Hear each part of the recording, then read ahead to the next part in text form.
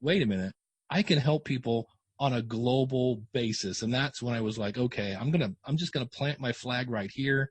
And this is now my purpose in life, is to help people podcast.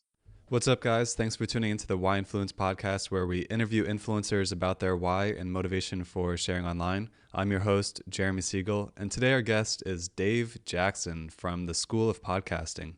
In 2018, Dave was inducted into the Podcasters Hall of Fame. He currently has 9 podcasts, 4 of which have over 250 episodes each. He's started over 30 shows since 2005, and he's helped more podcasters than any other human on the planet. Without giving you more spoilers, let's jump into the interview.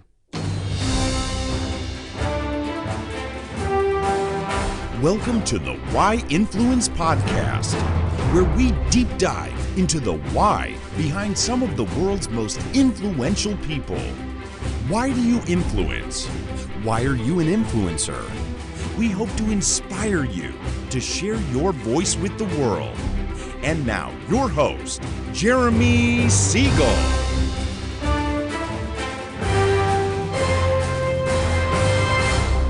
Well, Dave, thanks so much for taking the time today to join us here on the Why Influence podcast. Jeremy, I'm glad to be here. So we met actually at a podcast conference because I was looking for someone to just look over my podcast, and I asked around. It was difficult to find someone. Eventually got introduced to you, and then we did a podcast audit. So you actually did an episode where you audited my podcast, live streamed it, and it's on your podcast. And I didn't really think about asking you to be a guest until I had Mark on the show, and Mark made a suggestion that, hey, you'd be a good guest. And I was like, oh, I don't even know why I didn't think about asking you. So just wanted to give a little bit of background of how we met there. Yeah, it's been fun. And I always like auditing people and then see where they go later, because it's always fun to kind of just plant a seed, and then you never know what's going to happen. So glad to be here. Yeah, that's awesome. So really briefly, can you explain in 2 to 3 sentences what your platforms are all about? Yeah, primarily it's starting a podcast and then growing your influence, because I thought about that. Like, we all want more downloads, but when you have more downloads, it's because you're influencing people. So I've kind of boiled everything I do now down to start your podcast, grow your influence. So whether that's picking the right gear or all the different parts that make up a podcast is pretty much what I do over at the schoolofpodcasting.com. And I realize that's a whole lot more than 2 sentences. That's all good. Yeah. So I was looking at your website, and it shows 9 podcasts, but when I went to your About page, it talked about how you've launched over 30 podcasts. Yeah. A lot of them I've started as either, in some cases I thought it was going to be a podcast, and then about 6 episodes in, you're like I did one called The Customer Service Show, because my background was in customer service. And after about 6 or 7 episodes, I just sounded like this grumpy old man, like, I went to this place today and you're not going to believe what they did, and blah, blah, blah. And I was like, that was my job, but it really wasn't what I was passionate about. And I was like, all right, that's dumb. I started one with my ex-wife called The Dates from Hell Show, because we were just swapping stories, and somebody said, this would be a great podcast. And then about, again, probably less than 10 episodes in, we realized we ran out of material, and then try to get the audience, which we didn't have yet because we only had like 7 episodes out, to share their story. And when you think about that, the number one fear among humans is speaking in public, and we're trying to get you to humiliate yourself in public, and it just went nowhere. So some of those were ill thought through, shall we say, and then some were just tests that I started. And some of them I just, like weekly web tools, I don't do anymore because I did it for like 10 years. And I think I hit every web tool I wanted to talk about. I did one for musicians, and I'm not a musician. At least I'm not playing out anymore. So some of them just kind of just died of natural causes, I guess we could say. I just kind of grew out of them. So. Yeah, well, that's a lot. And I think there was 3 or 4 of them that had hundreds of episodes, or maybe more. Yeah, there's a few of them. And it's just one of those things, if you don't quit, I think I've been doing a weight loss show, which is hilarious because I go up and down. It should be called the yo-yo weight loss show, because that's what I do. But I think I've now been doing that one like 8 years. And when I started it, I thought I would do it for a year, follow my weight loss, and then quit. Well, it followed my weight loss, and then it followed my weight gain, and then my weight loss, and then my weight gain, and then my weight loss. So I've always said I'm not going to quit until I hit my target goal, which hopefully will be sometime in 2020. I've really been kind of ramping up on that. Because to be honest, I'm kind of sick of doing that show. I've been doing it for a while, and how many different ways can you say eat less and exercise more? That's funny. So now you got the incentive to stop doing the show. Yeah, exactly. All right. Well, I'd like to start off with just a quick unintended consequence. Can you tell me about a time when someone approached you and talked about how much of an impact that you had on them? Maybe someone that touched your heart. Yeah, this is one is easy. I got an email from a guy that said, and you got to remember, when I started podcasting, I just gone through my first divorce. I went through a bankruptcy, and I was living in my brother's basement. So I'm podcasting next to the water heater. So it's not glamorous at all. And I get this email from this guy that said, "Hey, I heard you say that sometimes when you start a podcast, it can kind of give you a purpose. And I just want to let you know, because my best friend of like 25 years had been killed suddenly. I was pretty sure I had cancer. I had lost my job." And he said, "My favorite day of the year was Halloween. So I decided I was going to kill myself on Halloween, but I heard your podcast." And he said, and because of that, I said, "Well, let me try starting a podcast and see what this does." And he says, "I just want to let you know that I love podcasting. It's allowing me to do some of the things I did at my job. I've got a new job, and I don't want to kill myself anymore." And what was cool about that, well, first of all, it's hard to make me speechless. And I was like, "Wait, what?" Yeah, of course. What? And what was great about it is he put his phone number in his signature. And so that was 3 years ago, I think 2 or 3 years ago. And I call him every Halloween just because I called him this year. And he's like, "Hello." And I'm like, "Is this Ryan?" And he's like, "Yeah." And I'm like, "This is Dave Jackson." And every time he goes, "Get out of here." And I'm like, "Seriously, it is." And he's like, and I'm just like, "I'm just making sure you're okay. You're all right." And he said, he's like, "Look, obviously I needed a little help. I've got some help, turned my life around, and things are much better. But I never expected to have any kind of influence like that. I was hoping to help people start a podcast, not be credited for saving their life." That was one that I was like, I did not see that coming at all. And then when I mentioned that story, I've run into a few people. There's a guy named Ken Blanchard that does a show called Speak Life. And he always ends his show, he goes something like, "I love you, and there's nothing you can do about that." And he's had 5 different people. One guy called him literally on, like, at the top of the building, ready to jump, and calls him on the phone. And he just told his wife, he goes, "I'm going to be busy for a little bit," and went downstairs to literally talk the guy off the ledge. So it's one of those things that you're just putting out content and you've got your own reasons. And then all of a sudden you find out later and you're like, holy cow. And I've seen him a few times. We're good friends now when I see him at different events and things like that. So you make relationships that you never planned on, and you have consequences. Like you said, unforeseen consequences. I was like, I didn't see this coming. Yeah. And what an impact to have like that early on in your journey. So that really helped you, get things going. Yeah. And the other thing, because I know you kind of talk about the why, I mentioned I had been divorced and bankrupt. Well, the reason I was bankrupt is my first wife had, for lack of a better phrase, female problems when it came to getting pregnant. And we spent ourselves into bankruptcy trying to get pregnant. And so that was one of those things where I was like, okay, well, I guess I'm not going to have any kids. And so you have that weird, your ego gets involved and things like that. And I'm like, okay, well, what's my legacy? Well, my legacy is to be the best uncle I can. I've got 2 nieces, and now I have great nieces and nephews and things like that. But still, there's that whole thing. My brother had 2 girls. So there was always this thing where, well, Dave, it's up to you to have a boy because you got to carry on the Jackson name, that whole thing. And I was like, well, I guess the Jackson name's going to die now, kind of in a way. And so when podcasting came along, it really was like a big light bulb. I was like, oh, this is something, it scratches every itch I have. It's kind of techie. So my background's in technology. I've worked on the internet since forever ago. I used to teach people how to surf the internet because they didn't know what it was. So that's how long ago I go back. It's creative as you want it to be. So you can do whatever you want. There's no governing, like you are in control of whatever you want to do. And then I get to help people. So my background's in training. So it scratches every itch I have. And so now there are people that have said, so like, are your students kind of like your kids? And I go, very much so. It's to me, this is where I'm like, okay, this is where I get to make my mark on the world. Maybe it's not through a kid or whatever, but this is a way that I can impact people. So that's the other thing that kind of comes into play. Yeah, that's amazing. So when you were starting out your podcast by the water heater, after all this traumatic stuff has happened to you, what was your voice like at that time? And were you comfortable putting a podcast out there? Explain that dynamic a little bit. Well, it was weird because I had been doing a newsletter at the time, and I built a website and the whole 9 yards. And a friend of mine came back and said, hey, I just heard, I guess, again, this tells you how long ago it was. This is 2005.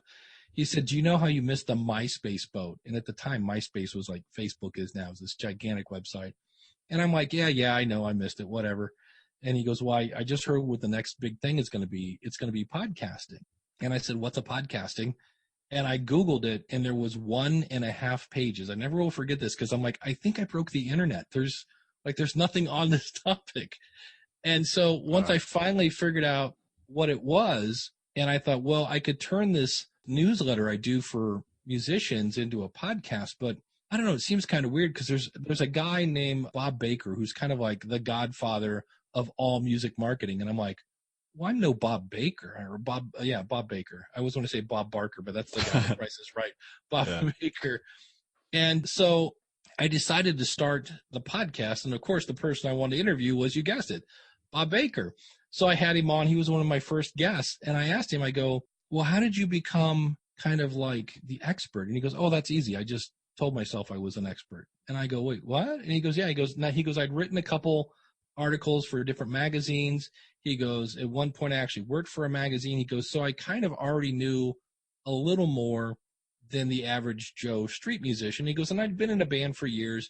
He goes, so I had experience. And he goes, and I was just writing about my experience. And he goes, I just went, okay, I guess I'm an expert. He goes, so just pick up your magic wand, tap yourself in the head and go, you're an expert. And I went, all right, bingo, I'm an expert. He goes, there you go. Continue on. And he goes, and if the stuff you say is helpful and it helps people, he goes, they're going to tell their friends and they'll tell their friends and so and so. He goes, before you know it, you'll be an expert. And I'm like, okay. And he goes, I'm looking forward to it. So it was weird because I was basically announcing, I'm going to try to be your competition. But on the other hand, he and I were actually really good friends for a while. I don't really hang out with him as much because I'm not in that scene. But I just thought it was funny. He's like, oh, it's easy. You just here, presto, you're an expert. And I was like, And then later in my travels as a teacher, I used to teach a lot of Microsoft Office. And I remember the one day I had to teach like the most advanced Microsoft Access, which is a horrible program. But I had to teach like this upper level Access class. And I said, I think I understand level 2. I said, level 3 stuff, I'm still a little blurry on. And I said, I have to teach this class at the end of the week, and I'm trying to get my head around it. And my boss looked at me and says, just remember, you just have to know more than your students. You don't have to know it like inside and outside. He goes, but as long as you can explain it, walk them through the stuff, he goes, you don't have to be this ultimate guru. So I've always kind of remembered that so many times we think we have to be perfect or we have to know this or I don't know this or that. You just have to know more than your audience. And I've seen other people that it's a style of podcast I now call a journey podcast. There was a woman I interviewed. Her name was Joanna Penn, and her last name had 2 N's in it. And she created a podcast called The Creative Pen. And it was all about being a self-published author. And she started the podcast because she wanted to self-publish, but she didn't know anything about it. So that was kind of like the whole podcast was like, look, I don't know what I'm doing, but I'm going to interview these other experts and see if we can figure this out together. And that's what she did. Fast forward 5 years later, she's now the expert. So you don't have to be this ultimate guru person. So it's been a fun journey along the way. But I just remember I still battle that at times where I'm just in a place and I'm like, oh, who would want to talk to me or whatever. And it's funny. There's a running gag with my audience. You will hear they occasionally say, Dave, you are the Dave Jackson. And I'm like, I don't know what that means. And they kind of laugh. They're like, but you're the dude. Like, and I'm like, okay. Cause I still feel like the guy next to the water heater in the basement at times. So, which I think is a good thing. I've always, from being a musician, I've met some musicians who are not nice people. They really let the fame get to their head and they were just not fun to work with. And so I've always been very purposely like, keep it as humble as you can get because I never want to be that person that's like, wow, I got to meet one of my favorite podcasters and he was an absolute jerk. So Right. that's something I always strive to avoid. Yeah, I like a lot of the things that you just said, especially with creating a podcast about something you don't know about that you want to learn more about, and then becoming an expert in that over time. I think that I've seen a lot of people do that in like the public speaking space or an author space. You can write a book about something and then become per se expert on that because you have a book now, and then you just figure it out as you go. So I think podcasting, it's much more iterative than a book, so you can go through it and it builds community. And I think that's a big piece of it as well. But I'd like to go back to your beginnings. And Sure. you talked about you started your podcast because you felt like it was able to give you some purpose. But I'd like to drill into that a little bit. So, like, why was it so important to you to start the podcast, whether it's about you or other people? Just like, why was it so important to you to put your voice out there? I think it always somewhere in my DNA. It was funny. I was at I got to speak in Australia. There's another benefit of podcasting. I got asked to speak across the world, and I don't know if you know Jordan Harbinger, but he's a super. I mean, the guy gets like hundreds of thousands, if not millions, of downloads to his podcast. Super nice guy. And I was talking to him the one day, and he goes, wow, that's really cool. And I go, what? And he goes, you just really, at your core, just really love to help people. And I go, yeah, I don't know what it is. I go, but that's really, I said, it's kind of weird because one of my favorite stories is I got to help this woman in Florida who called me up and said, there's no way I can start a podcast. She goes, I just hate technology. I'm not going to be good at this. And I said, yep, you are. I'm going to walk you through it. And it took us a while. But I remember when she called me up crying, and I go, her name was Marcy. I go, Marcy, what's wrong? And she goes, I'm in iTunes. And I go, yeah, okay. And she goes, no, you don't understand. I called you. I said I couldn't do this, and you said I could, and I'm in iTunes. And I go, yeah. And it was tears of joy. And that put so much gas in my tank because I took somebody who said, there's no way I can do this, to, oh my gosh, I did this. And that to me, just every time I have somebody who's like, I didn't think I could do this, or I didn't think anybody would listen or whatever. So that's a big part of it, I think, is why I wanted to get my voice out there, because I had a teaching background and I was teaching 20 to 30 people a day. And so I started this podcast for musicians. And the very first piece of voicemail I got was from a guy in Nuremberg, Germany. His name was Michael Van Laar. So I remember I get this email. It's got an attachment to it. I hit play and I hear, hello, Dave. This is Michael Van Laar from Nuremberg, Germany. And I almost literally fell out of my chair. I was like, did he just say Nuremberg, Germany? And it dawned on me that I kept saying, well, yeah, podcasting it's worldwide. It's not like a radio station. But that like really just smacked me in the face. I'm like, no, it's worldwide. There's a guy on the other side of the planet that not only found my podcast, but liked it. And that's when I went, wait a minute, I can help people on a global basis. And that's when I was like, okay, I'm just going to plant my flag right here. And this is now my purpose in life, is to help people podcast. That's awesome. So you created your podcast with the intention to help people podcast, and then you found that you're able to have such far reach with it. So why is it so important for you to help people podcast? I think because I keep hearing there's a segment on my show called Because of My Podcast. And to peel back the curtain, I got tired of telling everybody, you really should start a podcast, because that's boring to hear over and over and over. And so I thought if I could have people explain to them, what is something that has happened to you that wouldn't have happened, but it did because you had a podcast, that's a pretty good selling proposition. So behind the scenes, that's really just a big sales pitch without looking like a sales pitch. And so I've had people that have got to meet. I got to interview people. I grew up in the 80s, so like I got to interview the drummer of Ozzy and the bass player of Ozzy and the bass player from Quiet Riot and all these great metal bands and things like that. So I've had people do that. I've had people that have gotten jobs. I've had people that got married. They actually married a listener. So there are all these different things. And I think that's why I need to find the clip. One of my first 5 podcasts, I said, I'm pretty sure podcasting is going to change the world.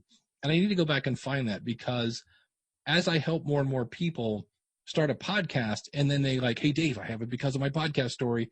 It's kind of like throwing a rock into a lake, and you just see the ripples going out from that one little rock. So I want everybody to grab a rock and throw it, because you never know who you're going to influence or who's going to hear that show. And so I think that's part of it. I really do believe it can make the world a better place. And there's no FCC. That's the other thing I love about it. You have to worry about censorship. Now, you can't be stupid and do blatant hate speech and racism and things like that, but it's just this free exchange. And if people don't like you, they don't have to listen to you. And if they do like you, they'll probably tell a friend. So I think, to me, those are the things that I was like, wow, you can say whatever you want, again, within reason, and it's going to reach a global audience, and there's nothing from stopping your audience. I mean, I can't send an email to insert famous person here and kind of think they're going to get it, because it's going to go to their manager or their whoever. They may get it, they may not.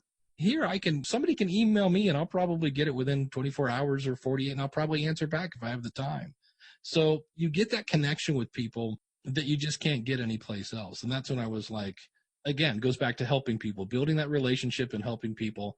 I was just like, this, for me, it's like crack. It's like, oh my gosh, every time I see somebody like, and I'll have people come up to me that didn't even like use any of my services. They never joined the school of podcasting. They just listened to my show, and that gave them enough information to start a podcast. And they'll come up to me. I've a bottle of rum sitting in my kitchen, because I'm not much of a drinker, but they're all about rum in their podcast. So like, we bought this bottle, we wanted to bring it and give it to you here at this event, because without you, this wouldn't be existing. And then they just went on to explain all the things that are happening to them. So I think that's part of it. I saw that early on that, hey, I really think this could make a difference. And as the further I went into it, the more it did.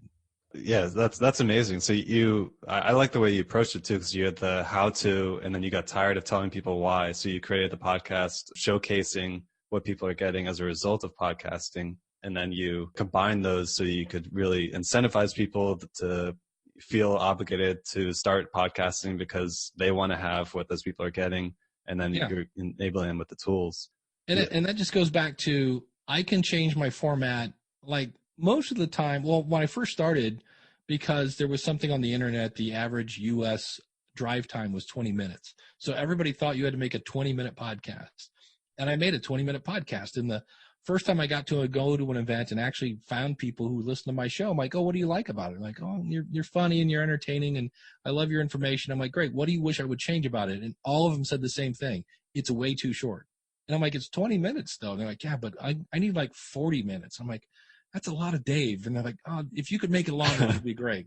So my episodes are anywhere from 30 minutes to an hour. And I always just tell people, your podcast needs to be as long as it needs to be to say what you need to say and then tap out. So, sometimes it's 40 minutes, sometimes it's 45, sometimes it's 38, sometimes it's 27. So I always say there's no such thing as too long, only too boring. And that's a quote from Valerie Geller. So I did an episode once on interviews, and because I get asked about those all the time. And so I made this big list of like, here's all the tips I have on how to do interviews and how to be interviewed. And it ended up being like an hour and 10 minutes. It was a really longer than usual kind of episode. I never had one person complain, because the people that like that content, they didn't care. It was like, oh, I got to write that down. I got to write this down. So, and I did that as an experiment. I'm like, okay, I'm going to purposely make this one longer, but it's easily the top thing I get asked about. And I'm like, so I'm going to give the people what they want and see if anybody says, hey, what the heck, Dave? That thing is 20 minutes longer than it usually is. And I didn't have a single complaint. Yeah, I mean, I like a lot of what you're doing, because it's very aligned with what I'm trying to do here, which is just inspire people to start sharing, especially people that aren't sharing. And so you've found some tools that have been able to inspire people to make that leap, and specifically into podcasting. Well, and you can share without like being you get to pick how much you want to share. So one of the things I try to do is if I'm trying to explain a concept, I'm going to see if there's anything in my life, like a story, that I can use to illustrate it. So when I was growing up, Muhammad Ali is this really famous boxer. When I was growing up, that guy was champ forever. And so he had died. And I've read a whole bunch of books on Muhammad Ali. He was so much more than a boxer.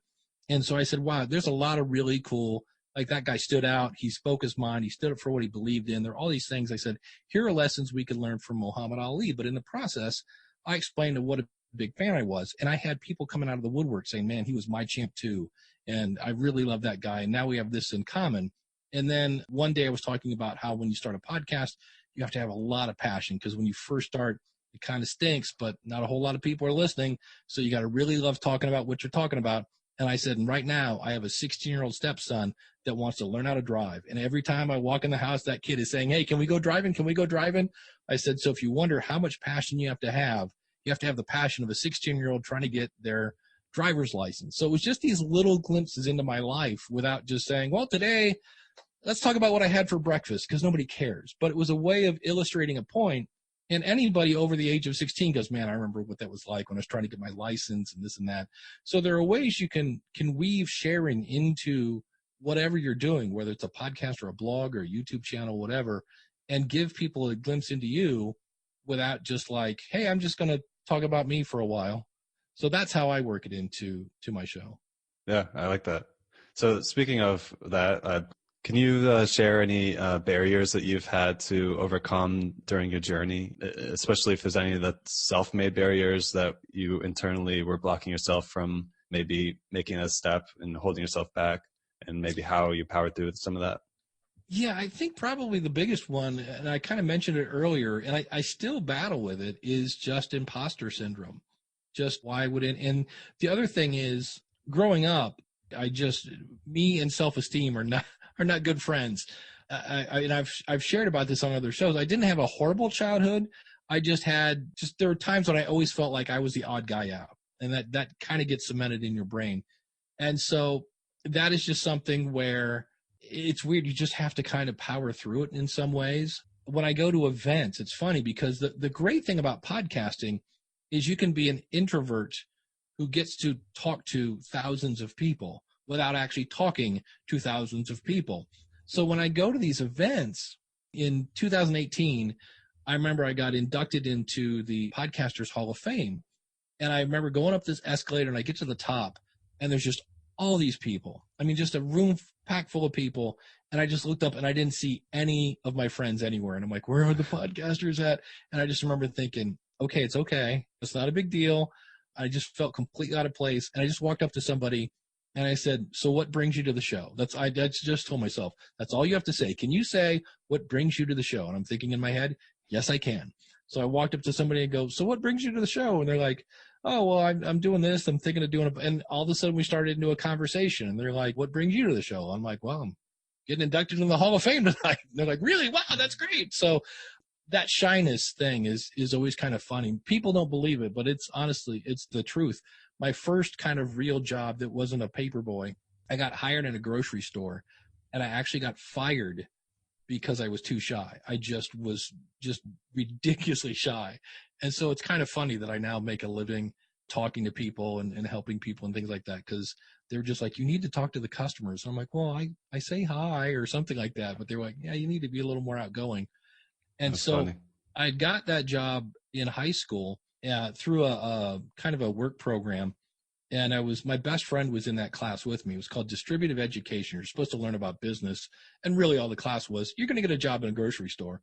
But my best friend was like the polar opposite of me. He was Mr. Popular. He was super outgoing. And my teacher said, you need to be more like your friend Scott. And I said, I could probably easier grow a third arm. I'm like, that's just not going to happen. And it was funny. He looked at me and goes, well, he goes, if you act the way you want to be, someday you will be the way you act, which is basically fake it till you make it. But it sounds better that way. And I was like, okay, I'll try. And so I did. I just started pretending I was outgoing. And I remember I had to take a speech class, and I'm like, oh, this is going to be horrible. But I found that if I could be funny and I could make people laugh, and I'm like, oh, I like the way that feels. When I can make people laugh, okay, so if I could just be funny now, and it just slowly brought me out of my shell. So that was probably one where I was just painfully shy. And so I just kind of pretended I was outgoing, and then found out that I didn't explode. I didn't catch on fire. Mm-hmm. People didn't hate me. But it's funny because there are times when I was married. I remember once I went to there's nothing worse than going to you know this now. You'll find out you're married, is when you get dragged to the Christmas party, right? So your spouse, your partner knows everybody there. You know nobody. And it was funny because the one time we were at this event, and my ex-wife looked over at me. She goes, oh, no, And I go, what? She goes, I can see Shy Dave is coming out. And I'm like, I don't know anybody here. She's like, just talk to anybody. So it's one of those things where every now and then it's just like, oh, I'm reverting back to 15-year-old Dave that's too worried to talk to anybody. So it's still there, but I've just now, the other thing sometimes I will ask myself is, what's the worst thing that could happen? I'm going to go up to this person and say, so what brings you to the show? And they're like, oh, I don't know. I thought he would do this or that. And then you realize you have nothing in common. And then I'm like, okay, so if that happens and there's no, for whatever reason, you just don't click. You're not going to click with everybody. You just look at them and go, hey, great. It was great meeting you. I'll see you around. And they go, yep, see you around, because they also know this is not clicking and they're looking to get out of the conversation, and you just go, all right, I'll see you around. They're like, great, see you around. And you move on to somebody else. So you do that a couple of times and you realize it's not the end of the world if things don't go exactly the way they're supposed to. Yeah, I can actually relate a lot to that. I mean, my wife actually gave me a check to join Toastmasters early when we were dating, and it took me 4 years to cash that check. And then I started going to Toastmasters, did that for 2 years before I could do the podcast. And then now I'm doing the podcast. So I'm an introvert as well. And so I can relate a lot to your story. But what I find fascinating and inspiring is the fact that Shy Dave is still able to impact millions of people through your podcasting, because you can have these solo or one-on-one conversations with people. You don't have to be on stage or be really extroverted to make that impact. And I think that's something that is possible today and wasn't necessarily possible 50 years ago. Yeah, and it's weird. I started off my teaching, my original degree, I had a degree in electronic engineering, and I was a copier technician. And they just said, we need somebody to train people how to run the equipment.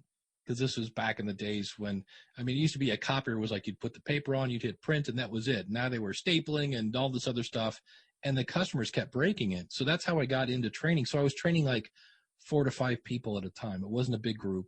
And then I did that for so many years. They're like, wow, this is really good, because we used to have a whole bunch of service calls based on the customer not knowing the equipment. And now the customer knows the equipment. Wow, this is really good. Do you know anything about computers? And I said, well, I used one in college. And they're like, okay, we want you to teach computer classes. And I'm like, okay, I did this other thing. So it was just kind of baby steps all the way. So that got me used to talking to 10 to 20 people a day. And I did that for decades. And then in the process of these different events coming up, when I started the School of Podcasting, I remember I got asked to speak at a Irma Bombeck, who nobody's ever heard of, but she was a comedy writer. Back, my mom used to read Irma Bombeck. That tells you how long ago it was. But I got to speak at her event, which was basically a whole bunch of smart aleck writers. They're all comedy writers. And I'm like, I didn't even know what to charge. They're like, we're going to pay you a couple $100. And I'm like, this is the best thing ever. Okay. And I'm like, okay, you have to talk for a half hour and answer questions. And I'm like, okay, so you just kind of did it. And what's great about that, again, is I had the perfect crowd for the first kind of presentation, because they were all funny people. So I started being sarcastic, and they're like, all right, this guy speaks our language, and it just started flowing.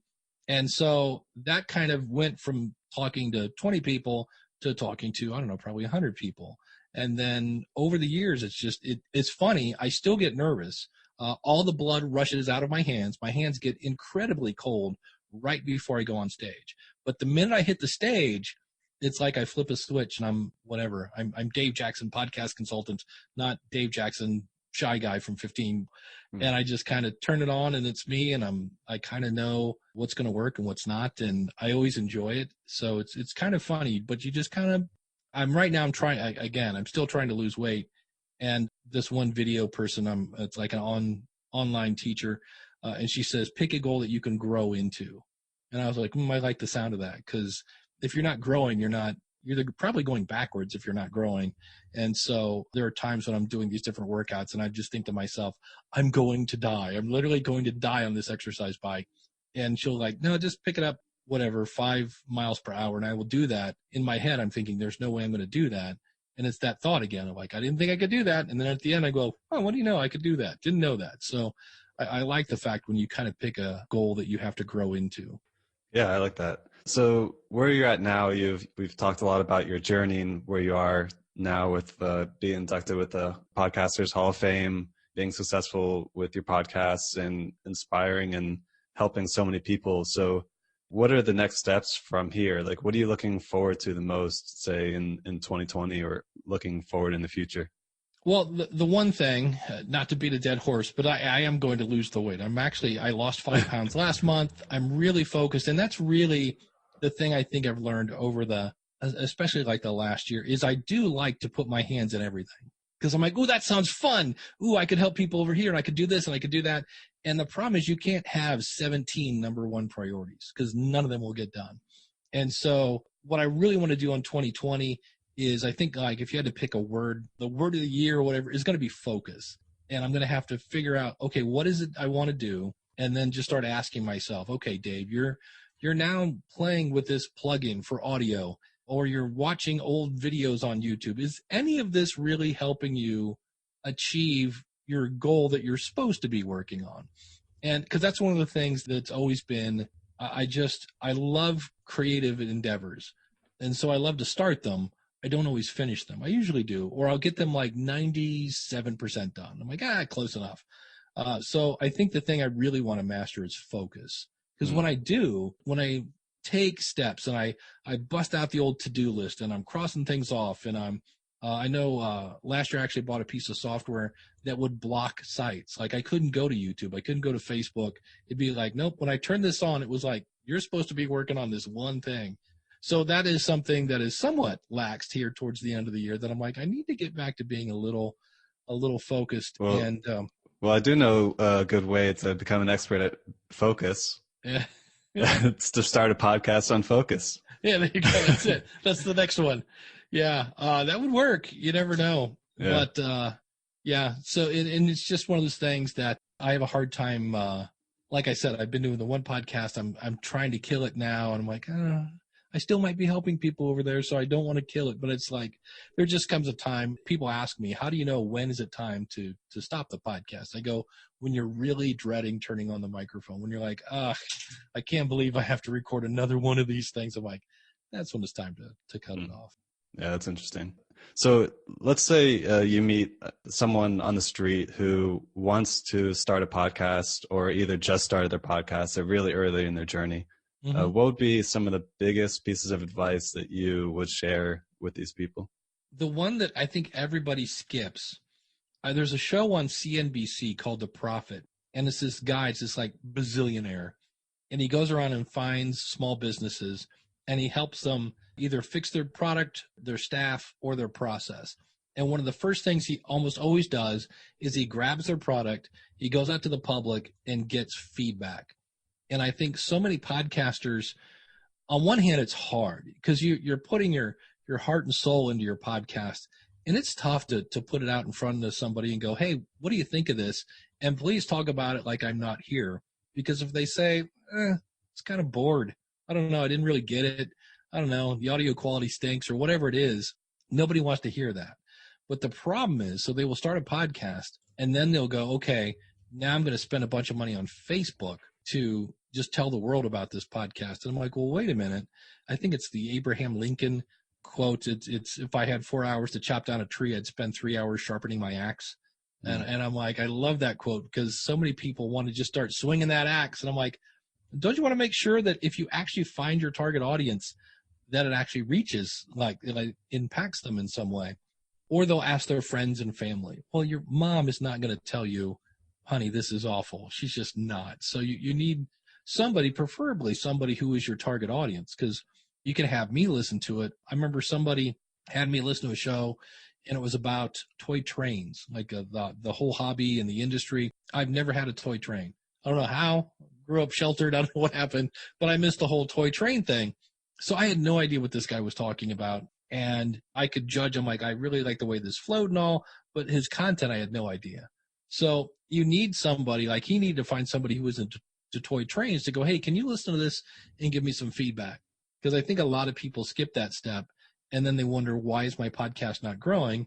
And you kind of go, it's not really hitting on all cylinders. There's some things you could be doing better over here, or this and that, or they try to do a show for everybody. Yeah. And you're like, that gets kind of tough. So I think that's probably one of the things I would say. Make sure, if you can, and like I say, it's easier said than done. If you can find somebody who will give you some honest feedback, that's a good place to start. Yeah, I was going to see if you could give any pointers on that. So if someone maybe pre-launch or pre even having their why squared away, or someone who has just started, what would be some good ways for them to approach getting that kind of feedback? Either in a Facebook group. A lot of times if you Google whatever your topic is, there might be a Facebook group about it, or there might be if you go to meetup.com, it's another place where there are people hanging out, and you might be able to find some people that say, hey, I'm looking to start this podcast, and I just want to make sure, like, you would be my target listener. Would you mind listening to it? It's not going to be that long. Or if nothing else, can I just interview you? And like, if you knew I was starting a podcast, what would you want to hear in it? Because there are times when you think, oh, well, they want to talk about topic A, B, and C. And it turns out they want to talk about D, F, and K. And you're like, really? And I do tell people that sometimes. You can do some research. And even with that, you can start a podcast and find out later, wow, I really thought, I thought my audience would want a 20-minute podcast. Well, they wanted 40. I'm like, okay, but I didn't know that until I started it. And then I actually got to get some feedback from listeners. So the other thing I always point out, and I'm not sure why people think this, again, if we go back to my history as a musician, when you first start off, you first have to learn the equipment, like how do I tune my guitar or whatever. Then you learn how to play a song, and then you learn how to, you get a couple guys together in the basement and you're playing along. I played a lot in the basement before I went public. And so many people think if I record it, I have to release it. And I'm like, this isn't live radio. You could actually record a bunch. And then when you feel comfortable with it, when you go, because there's a time when you're in a band that you're like, hey, you know what? We don't mess up anymore. We actually start and stop on time. And hey, you're actually on pitch. We're actually not that bad. Let's go see if we can do this in public now. And I think some people kind of skip that step. They just think, well, I'm going to hit record. And well, I guess I recorded it way too low and it sounds kind of awful. And I sound like I recorded it in the bathroom, but well, that's my first episode. I'm like, no, you can do it again. I think my record is 4. I know now, and I don't do this anymore, but at the time I was kind of in a hurry and I said, well, I know what I'm going to talk about. It's in my head. So I've got it. I've got my little mental bullet points, and I hit record, and I'm a little ADD. So as I'm going through, I'm just taking more and more tangents, and I look over. I'm like, I don't know how I ended up over here, but no, I did that 3 times. And finally on the 4th time, I was like, hey, you know what? Why don't we take like 3 minutes to write down some bullet points on a piece of paper to keep me again focused. And again, you don't have to release everything you record. So that's a good thing. Plus it gives you an idea of how long it's going to take to record it and edit and things like that. So some people think it's like I have to release everything I record. I'm like, no, you don't. Yeah. Yeah. And even for me, I mean, this is an interview style podcast, but on my first 3 episodes, I gave myself permission to re-record myself in them. So I basically just asked a question, let the person answer. And that was my first couple episodes. So it was pretty easy to just go in, re-ask the question, and then overlay at that over the way I asked it originally so I can be more confident in it. And sure.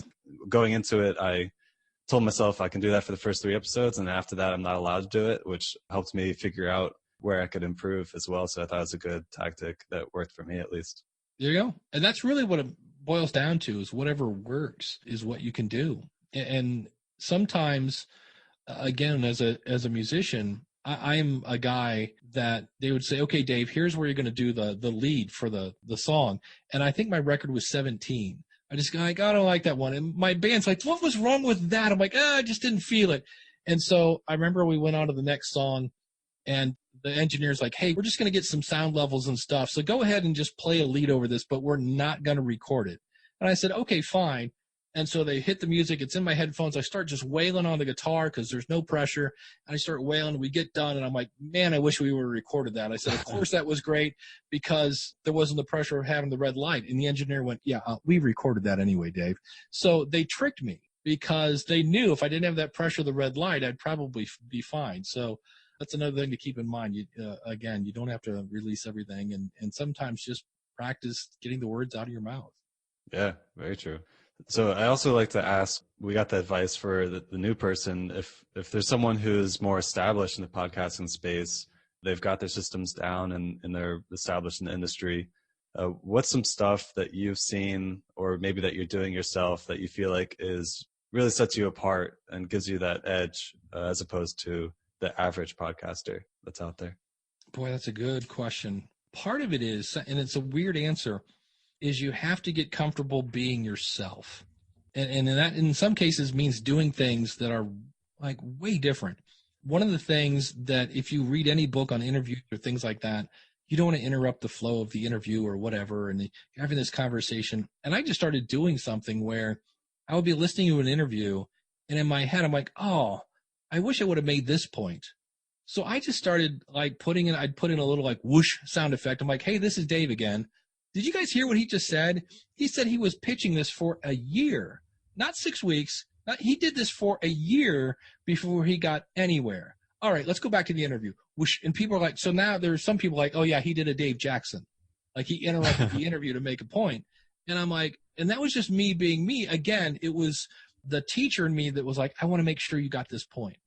So I do that. I might work in a few sound effects, and it's just me being goofy in some ways. And that is, you have to be comfortable being yourself and realizing that not everybody's going to like that. So I always say, like the last one, it was funny. This guy got a job in radio. Like for many podcasters, that's like the ultimate, like, oh my God, if I could get a job in radio, that would be great. So I had him tell this story. And he talks about how his program director called him and said, hey, how'd you like to be the weekend guys on WMVW? And I put in the Hallelujah chorus, Hallelujah. And then I started mixing these little sound effects, and it just made it fun. And as I was doing it, I was laughing. I thought it was funny. And I'm like, look, if I'm entertaining myself, it's going to entertain somebody else. And I had so many people like, that was the best story ever. And the guy that I interviewed, he goes, man, he said, I love the sprinkles you put on top of the sundae kind of thing there.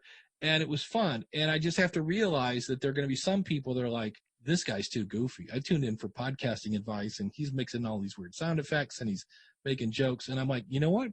Let me turn you on to my friend Daniel J. Lewis. Now, Daniel also has a great sense of humor, but on his podcast, he's very just the facts, and he's super deep into details and things like that.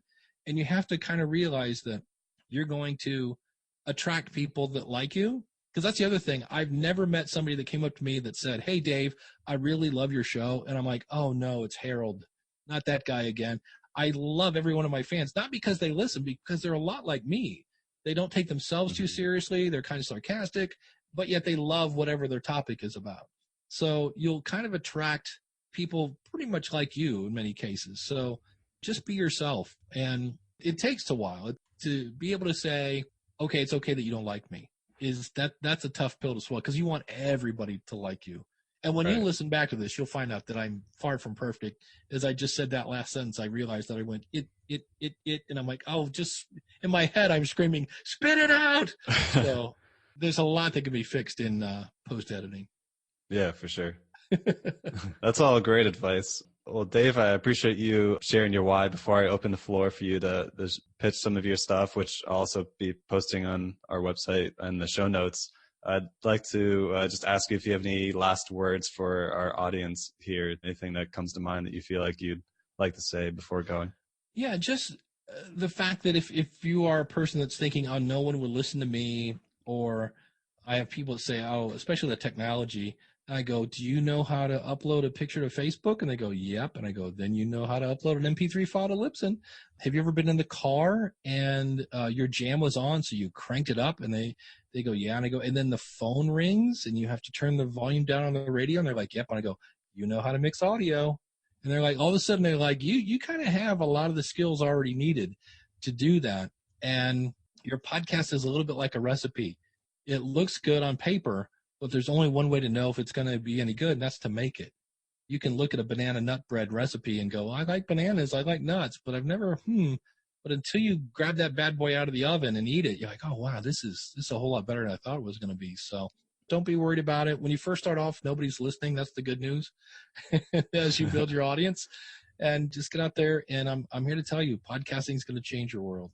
Awesome. Well, I'd like to end the episode by giving you an opportunity to talk a little bit about your website, your different podcasts, your coaching services, your courses, anything else you'd like to just talk about. And just keep in mind, I'll link everything, your pages, on our show notes page. Awesome. Thank you, Jeremy. Yeah, the School of Podcasting, people always say, what is it? It's step-by-step courses. So everything from stretching your idea to what equipment to buy, to how to build your website, to how to get in iTunes, and then how to, if you want to monetize it, how do I promote it, all that stuff. So you have the courses, but you also have a private Facebook group. So if you want to bounce ideas off people or get opinions, we talked about getting people to listen to your show and things like that. We definitely have that going on. And then there's also live group coaching. I have 2 extended sessions during the month. One's usually on a Saturday because I have people from all over the world, and we try to address the different time zones. And then I'll usually have one kind of later in the evening to get the people on the West Coast of the U.S. And then every Thursday at 12:30 Eastern, I do what's called Lunch with Dave, because the one thing I don't want you doing is banging your head against the wall and going, I don't get this. So you can always email me. I have a special email that my members use. I have Lunch with Dave, and then I have the courses and the Facebook group. So if you're looking to start a podcast, that's the place to go. And Jeremy had mentioned also I do consulting. If you'd rather just do one-on-one stuff, I do that as well. And you can find all of that at schoolofpodcasting.com/workwithme. Very cool. Yeah. And Dave helped me out. He listened to one of my episodes, and then we sat down and did a live stream, and he walked through that episode. So the intro, you did this very well. You could improve here. You asked us, you usually frame questions, or you were asking questions and framing them. So he was helping me just figure out where can I improve just across the board. And then we even dove deep into the website, looking at how the website is. Oh, it's looking at, I don't know, iTunes versus Apple Podcasts. Yeah. You made some distinctions for that. And then we dove into our analytics, and you looked at that. We went through how we were putting in the keywords and descriptions, and just gave a full episode audit, and that was really helpful. Thanks. Well, Dave, thanks so much for coming on the show and sharing your journey with us. I hope you have a great remainder of the year, and I look forward to speaking to you again sometime in the future as your why evolves and as your journey evolves. Thank you so much. I really had a great time. Awesome. Well, thanks a lot. Thank you. Well, that concludes the interview. Thank you so much for taking the time to listen in. Dave, thanks again for coming on the show and being vulnerable with us. I think you'd agree that Dave is very aligned with the mission of this podcast. He's got a podcast talking about how to start a podcast and all the things associated to podcasting, as well as a podcast targeted towards helping inspire people to see value in podcasting so that they can start a podcast. So his is a little bit more specific to podcasting and sharing through podcasting. But in general, he's very aligned with the mission of the Why Influence podcast. So he was an amazing guest for the show. I think the biggest piece of advice, aside from just starting, is to get feedback. He talked about some strategies around getting feedback, but he just talked about the importance of getting feedback so you're not just throwing things out there and then not getting to hear how people react to it or people that you're trying to reach, how they think about it. It's very good to get some feedback and do some iterations and change things as you get feedback. So he really emphasized the power of feedback and gave some techniques to getting feedback. And I'm not going to go over those again because we just talked about it. But just make sure you take away the fact that feedback is important. Whether you ask a friend, a family member, you post in a Facebook group, or use some of his techniques, just get some feedback on what you're doing. I think that will also help with your confidence as well. Dave started his influence sitting by a water heater after he lost pretty much everything. So if he can do it, then you can do it. Dave talked about impostor syndrome, and you just have to power through it. If you listen to the last episode with Kate Erickson, she talked about how impostor syndrome was her number one barrier to sharing. So Dave just reiterated the fact that you just need to power through it. Dave talked about how you can be an introvert and do podcasting. It's not the same as being on stage and talking to big audiences or going to conferences and hardcore networking. Podcasting, you can be an introvert and do one-on-one conversation with a guest. You can do solo episodes and talk to a microphone in your own space. I'm an introvert, and that's why I chose podcasting, so I don't have to really bring a ton of energy and be on camera or be on stage and be able to articulate really well. I can do post-editing. I felt like podcasting was a low barrier to entry to sharing, and it's clear that Dave believes that as well, and he's very passionate about getting people to podcast and also getting them to podcast. One of Dave's biggest struggles right now, which is his goal for next year, is focus. He wants to be better focused, more focused. He wants to be more narrowed down to working on mostly just one project and keeping laser focused on that. I thought it was funny to just think about the fact that if he wants to become an expert at focus, based on his advice, he could start a podcast on focus and interviews people about focus and eventually become an expert himself. Essentially be creating a podcast which would distract his focus to start becoming an expert at focus. So I don't know if that's the best way for him to go, but anyway, I thought that was sort of funny. I liked how Dave talked about how important it is to just bring your creativity into the work you do. And for him, one example is while he's editing, if he's like, oh man, I wish I made this comment during the interview, instead of just thinking that and continuing to edit, he came up with the idea of making a whoosh sound and then inserting a new comment and then a whoosh sound to cut back to the interview. And that way he can bring in the value that he's realizing during the editing phase. And that's his creativity coming out. So you should incorporate some of your creativity into the work you do, and that'll bring some more of you into your work. After the interview is over, I asked Dave for some feedback, and normally I get the feedback and then I tell you about the feedback. But in this episode, I was like, oh man, you care if I turn the recording back on before you start talking? And he's like, sure. So I'll give you the feedback here so you can hear from his voice what he shared. You're a really good listener, which is really the whole key to an interview. A good interview is to listen. So I thought it was cool. There were a couple of times, because I'm me, I start here with an answer and then I end up way over here, and you would say, I want to go back to what you just said. And it was because my answer was 2 minutes long, like something I said like a minute ago, which really wasn't that long ago, but in my head it seemed like a while ago. You're like, I want to go back to something you said. That to me is like, cool, here's somebody who's definitely listening to what I'm saying. And because you know who your audience is, you've now mapped a question based on what I said to expand on something that you know your audience is going to enjoy. So I thought that is kind of interview 101. I mean, that's really what you're trying to do is I've got this person in front of me. I've got all this cool stuff in his head. How do I get the stuff that my audience wants to hear to come out of his mouth? So I thought you did a really good job on that. Like I said, you just listened. There are some people, because of their ego, want to inject a lot and do a lot of me too, or like anytime, like the one time you mentioned how you were the thing with the check and the 101, mm-hmm. But that was a cool add-on. I mean, people will like interrupt you in the middle, like you get halfway out of a sentence and they're like, oh, I did that too once, and they go into a store and you're like, okay, well, go ahead and interview yourself. So no, I think you did a really good job of letting me tell stories, but yet having them all focused on, again, sharing your why. So yeah, I thought you did a great job, man. Oh, I appreciate it. Thanks so much for coming on and for the feedback. That's really cool. Yeah, well, you know me, if there were something, I'd be like, that didn't work there. I'd let you know, but no, I thought it was good. So. All right, awesome. Overall, I feel like I did a pretty good job in this interview. There were a few times where Dave talked maybe a little bit more than I wanted, and I didn't really feel comfortable interjecting. But luckily, Dave's very self-aware. I mean, he's done so much podcasting. He teaches people how to be good podcast guests. So he never went too long. I never felt like I had to interject, and I thought he did an amazing job as a guest. And he made it really easy on me, especially as someone who isn't as good at cutting people off or moving a conversation while they're maybe taking down a slippery slope. So to me, and I think you would agree, Dave was an awesome guest for this podcast. To be honest, I actually felt a bit intimidated in the earlier part of this conversation just because, man, I've got this podcasting legend as a guest on my show. Anything I ask, any hesitation I do, he's going to be self-aware about everything because he's just so immersed in this world. And I just felt a little bit intimidated as having him as a guest. I mean, it's like fighting a sensei. They're just that much higher level than you at what you're doing. But then I got more comfortable with it, and David made it really easy on me.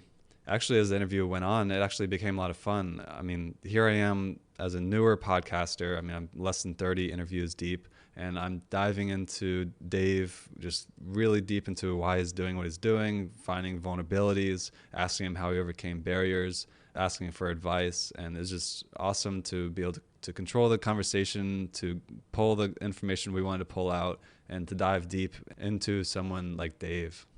I think you would agree that Dave is a really authentic person whose purpose is to give to the world. His why is to help people start podcasts and to find reasons to start podcasts so they can have voice and to share for themselves. It's a very selfless purpose, and I think it's awesome. He's a perfect guest for the show. Now, if you want to learn more about Dave and all of his offerings or his billion podcasts, then navigate to our show notes page for this episode. It would be at whyinfluence.com, whyinfluence.com. Navigate to podcasts, episode 28, Dave Jackson's episode, and there you'll get links to all of Dave's stuff, and everything you need will be in there.